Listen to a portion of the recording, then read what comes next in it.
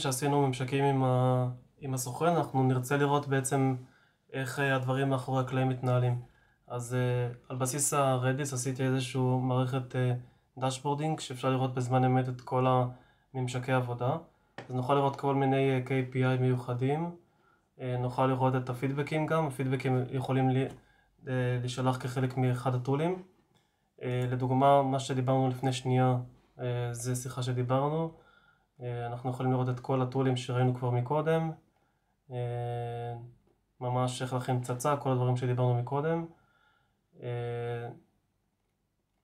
אנחנו יכולים לראות בעצם כל הניסיונות התקפה,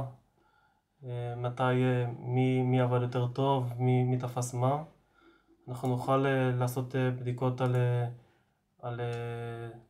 על הטסטינג שלנו, ונוכל גם לראות את השימושים של הטולים.